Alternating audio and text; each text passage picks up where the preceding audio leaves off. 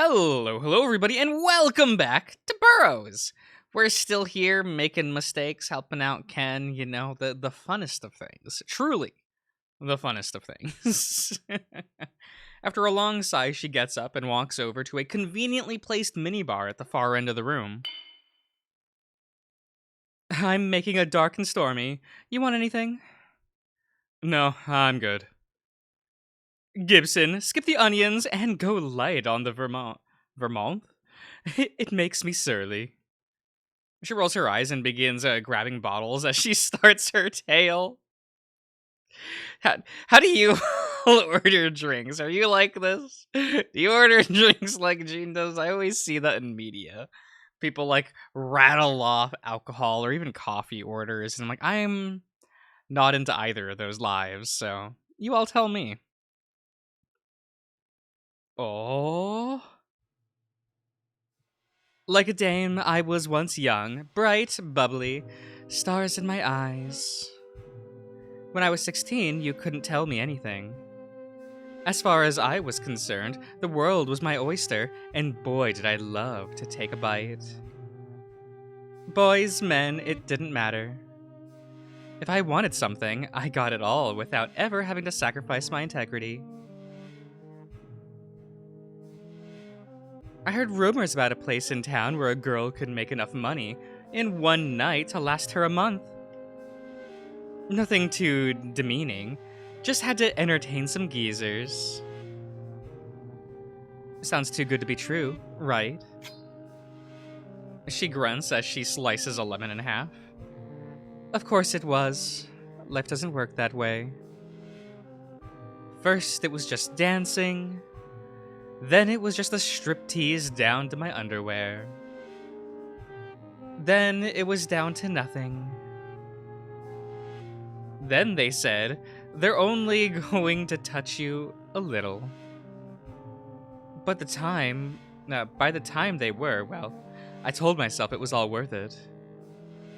Just keep saving up and you'll be driving a brand new car in a shiny city on the coast in no time. It was only by the time I turned 20 that I realized I was the only girl from my graduating class still dancing there. So, you were one of the girls at the Red Room? That's the surface world name for it, yeah. Something palatable for old leches to whisper about at the bus stop. The clients had more creative names for it. The Proving Ground, the Pitcher's Mound, Kitty Corner. Christ. You never think adults can do anything wrong until you become one. You assume the world's being run by sensible people. Your driver, your teacher, your doctor. You can't become one of those unless you're responsible, right? Over the years, I saw each one of them walk into my show. Each one laid with me in those cheap little beds behind the stage. But I built up a thick skin. By then, I knew what had to be done to me, and I chose to keep going. I told myself that as long as it was my choice, I wasn't a victim. Besides, what was I supposed to do? Everyone in town who could do anything about it was complicit. Even the police? I jump as she slams a bottle hard enough to make the room shake. It was 21 years ago. He just made the force as a deputy. As was tradition, they took him to the Red Room to celebrate. It wasn't anything out of the ordinary. At first, I thought it was a joke. Everyone in town knew we were cousins. We had the same last name. Then I noticed Frank wasn't laughing. Everything after that is a blur. I guess God got the last laugh, because 9 months later, there she was. All the money I'd saved for myself went to her. All of the vitality I'd persevered was drained when I gave birth. Frank agreed to raise her. God forbid anyone in town find out what we'd done. I was happy to give her up. You're telling us that she was your daughter? Another shrug. I never thought of her as my daughter. She was a living embodiment of the worst moment in my life. It's not her fault. The child never knows the sins of the parent. Forsaken as I was, I continued to send money to her every birthday.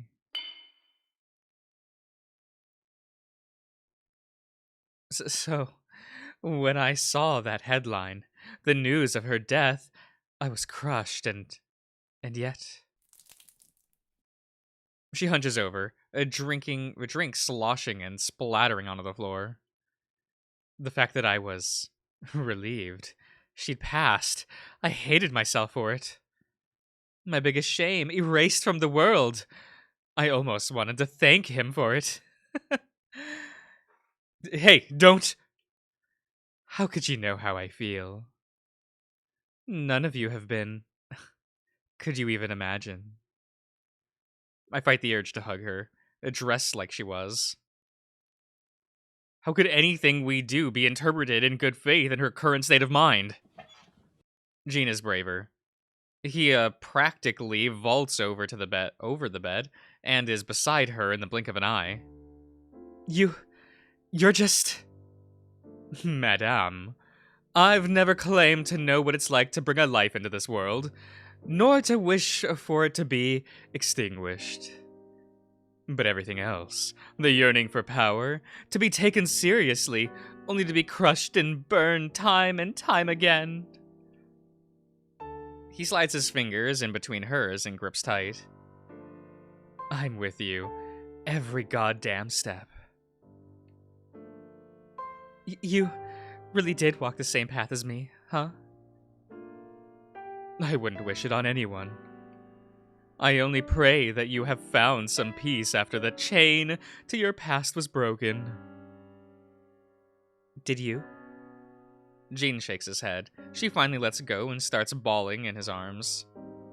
I have nothing to offer these two. I should give them some space. I'm going to check on Ken. Stay here. Jean shoos me away and I step out to collect myself. So Ken's girl was Michelle's daughter. The father was Frank, and the two of them were... My stomach lurches, but I hold back the vomit. I have to be strong for Ken. And Michelle, too. I give myself a few minutes to calm down before I continue into the rest of the house. It's been quiet, and that worries me. Ken, is everything alright? Hush! We're in the middle of something, boy! What? I turn the corner and see Ken sitting with his head in his hands, rocking back and forth. Doc sits calmly inches away from him, still tied up, but nose and mouth dripping with blood. The hell did you do to him? No, because we definitely took a left at Dorset. Traffic was bad that night, so... You don't remember. The road was closed off at the time. Would you have had to go straight down the main road to get to the farm country? Yeah, okay. We took the main road and then we just talked. Are you sure? Can teenagers make up more than half of my clients? I know what they talk about and what they think about. You don't drive all the way to a secluded place just to talk. Go on. Tell me what you did with her. Ken, don't listen to him. He's trying to make you doubt yourself. Ken! Shut up, Gray! I flinch, almost falling back from the force of his voice. I'm the one at fault here. Let me handle this. Ken, no! See? The possum's merely been enabling your misconceptions. Not that I blame him, after all. It was a very convincing lie. You piece of shit! Go down! I move over and grab Ken's collar. Okay. Oh, right. So of his shirt. Okay. Tugging him towards the stairs. He doesn't budge at first, but soon gives in, keeping his head down like a scolded child. Huh. Won't be long. We're not done with our session yet. Oh, don't be long. Sorry. With all of my strength, I push him around the corner of the stairwell. His back slams against the wall, and the breath is knocked out of him. What the fuck, Gray? What the fuck is right, Ken? You're letting him get to you. No, we were just... Just what? I look over the house for those tapes. Torn his office apart, every closet. I just wanted to prove myself right, and we were going over the events again, and... He holds his head, eyes shaking in their sockets. What if I was wrong, Gray? What then? I can't think that way. Oh, you can't think that way. Answer me! What if I really did? What if I killed her? Then what? You're still going to defend me. See? That's what I thought. Together through thick and thin is one thing, but if I manipulated you into thinking I was innocent, and you got in trouble, I wouldn't know what to do with myself. Stop it. Everyone who gets involved with me gets hurt. Doc was... I grab his collar and slam him back into the wall. Stop it, asshole! No, I won't stop. I slam him again. Not until you get it through that thick skull of yours that you're a victim. No, I was stronger. I'm not...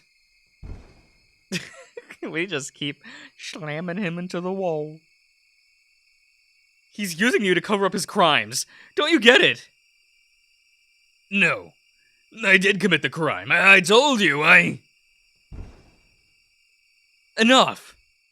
I let go of him. He goes limp, sliding down until he rests at the foot of the stairs. Enough! I've had enough of all of this pain. Gray. I march back to the living room. Doc flinches before I can even get back to him. Joining the cat in the violence, are you? No. But I'm going to try a different approach. You're not going to get it in my head so easily, Doctor. Huh. Go ahead. Try your best. I squat down, staring just above eye level, so I can stare down at him. Ken, roughed him up, okay. Some more since the last time. Good. Why did you do all of this? To Ken, Michelle, everyone! What did she tell you? Answer the question. Please. You know this isn't going to end well for you, regardless of what happens. The least you could do is be honest for once in your rotten life. I'll be damned before I take advice on morality from your ilk, vermin. I spit back. I reel back and spit at his face. Marsupial. So you are. He sneers. You may look like him, but you don't have a quarter of his backbone, kid. Nice try. Like who? Why do people keep... No, this is bait. Get baited. Don't give him anything to hold over you. Never mind. If you won't talk, I have other methods. Sit yourself. I grab the gag you meant for Michelle and secure it around Doc before finding Ken in the same spot I left him. Come. All right. He reaches up sheepishly, and I pull him to his feet. There's somebody you need to talk to. To talk to you. She's willing to cooperate with us. He winces. Something is clearly up between them. Do I have to? Yes. After a few sighs, he nods. I take his hand and we walk back to the bedroom. Hey, coming in.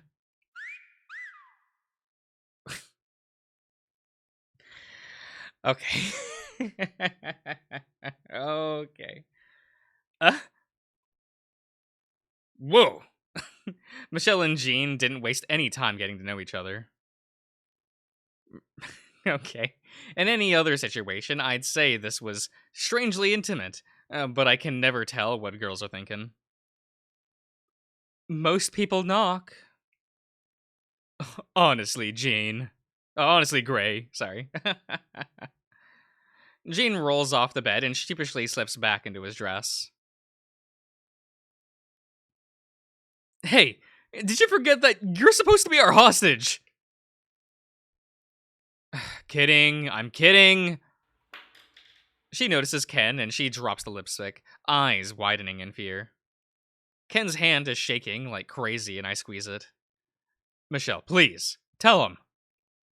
What? Oh. It's about Venus. His hand squeezes mine hard enough to make my joints pop. I bear it. I need to be strong for him. She's my daughter, and Frank is my cousin. His eyes are searching, connecting invisible dots. It all connects. It always was. So he put you up to it that day, too. She nods, eyes cast to the floor. It wasn't. It would have never done anything. I would have never done anything with a kid. But he scared me, Ken. I froze and did what I was told. But you were a grown-up. She shakes her head, laughing morbidly. Grown-ups get scared too. Let me ask you this. Do you still see yourself as a scared little boy, or do you see yourself as an adult? I don't know. I've never been allowed to grow up, lady. Everything stopped with you and Doc in that room. Every time I got close to somebody, even Venus. Then I need to acknowledge the role I played, even if we're both victims. She cautiously walks over to Ken and I, arms stretched out wide. Let's close this chapter so we can both start to move on. We both have some growing up to do. Yeah, I'd like that. She doesn't wait for Ken to let go of me, instead throwing her arms around us both. I can't see Ken past her, and I can hear his sniffling cries all the same. His hands tremble in mine. I don't dare let go. Jean watches us with a smile across his face, and the heaviness in the air finally starts to lift. Then she whispers just loud enough so Ken and I can hear it. Check the right drawer in his office. Really, really check it. She pulls back, grinning ear to ear. I'm sorry. It's all right. You were scared. I already told you. When you get to be our age, that stops being an excuse. You're right. Let's make it up to each other once we get out of this shithole town. Deal? Sounds good to me. Lunch by the sea. You're buying, of course. Yeah, a table for 3 then. Let's go, Gray. Sure. Michelle sits on the bed, stunned as we exit the bedroom. What was all that about? She slipped up. Didn't you notice? Huh? She said, she's my daughter, instead of, she was my daughter. Venus is alive. Somewhere. Somehow. Then, all of this was a cover-up? I don't know, but right now we have a mission. I can go look for ghosts another time. I smile and nod. Whatever went on between them, it seems the rift has finally been closed. His office is this way. I nod, stepping over piles of various items scattered across the floor. He really did tear this place apart. I know what she said, but I checked all the drawers. I don't think she would have lied to us led us down a wild goose chase after being honest about everything. We just have to think a little harder. Not my strong suit. True. Don't sell yourself short, Ken. He blinks in surprise as I step back, arms crossed. Go ahead. I'm not gonna steal this moment from you. Come on! I said I looked already! I don't budge. Fine. He bends down and starts meticulously pulling things out of the drawers one at a time, placing them on the desk. And nothing. Like before, it's empty. I pulled the drawer out as far as it could go, but these types don't pull all the way out, so nothing could be behind without breaking the wood. Gray, please. If you know, just say it. I'm tired. I don't know, but Michelle wouldn't risk her hide to tell us this, just to waste time. Jean's still in there, so she can't run. I don't know. They look pretty cozy to me. For all I know, they'll, What? How is this pronounced? Why is there... Yike?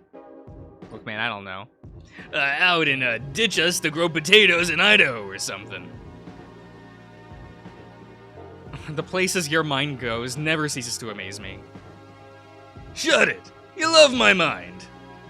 I mean, a little bit, but like that's besides the point. Yeah, then put it to use. Yeah. He tugs the drawers until it stops, demonstrating the full extent of its movement. Wait, did you hear that? I lean in as he tugs it again. Something definitely rattled. But where? Gray, pull out the left drawer for me. I do what he asks, pulling out a big stack of binders so both drawers are empty. Ken hunches over and slides his fingers and thumb into the left drawer to measure its depth. And now. He moves his hand over to the right drawer, without adjusting his prior movement, only for his thumb to peek well over the edge. Wait, so they're different sizes? No, they're designed to mirror each other, which means... He hooks his claws under the bottom of the right drawer, catching the edge, and to my surprise, it begins to lift. This drawer has a false bottom. Oh, okay. I'm gonna end the part here, everyone. So I hope you've all enjoyed, and I'll see you guys around.